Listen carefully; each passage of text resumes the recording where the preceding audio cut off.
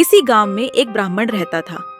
एक दिन वो दावत में गया जहां उसे यजमान से एक बकरा मिला। वो खुशी खुशी उसको लेकर अपने घर जा रहा था। रास्ता लंबा और सुनसान था।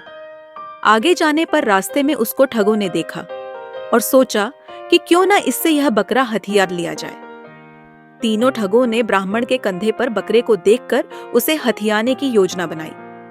जैसे ही ब्राह्मण आगे गया, एक ठग ने ब्राह्मण को रोककर कहा, अरे पंडित जी, यह क्या अनर्थ कर रहे हैं? आप अपने कंधे पर क्या उठाकर ले जा रहे हैं? आप तो ब्राह्मण हैं और ब्राह्मण होकर कुत्ते को कंधों पर बैठाकर ले जा रहे हैं। ब्राह्मण ने क्रोधित होकर उसे झिड़कते हुए कहा, पागल है क्या? या अंधा हो गया है? दिखाई नहीं देता? यह कुत्ता नहीं, बकरा है। पहले ठग ने फिर कहा, खैर, मेरा काम आपको बताना था। अगर आपको कुत्ता ही अपने कंधों पर ले जाना है तो मुझे क्या, आप जाने और आपका काम। थोड़ी दूर चलने के बाद ब्राह्मण को दूसरा ठग मिला। उसने ब्राह्मण को रोका और कहा, पंडित जी, क्या हो गया है आपको? ब्राह्मण होकर मरी हुई बछिया को कंधे पर लादकर ले जा रहे हैं। उच्च कुल के लोगों को क्या यह शोभा देता है?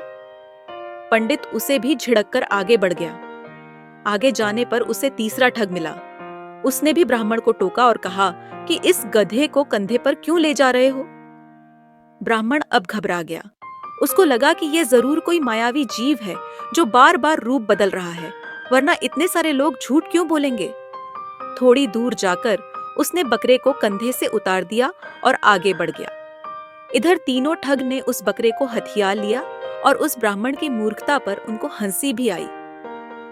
सीख: कहते हैं कि किसी झूठ को बार बार बोलने से वह सच की तरह लगने लगता है। इसलिए अपने दिमाग से काम लें और अपने आप पर विश्वास करें।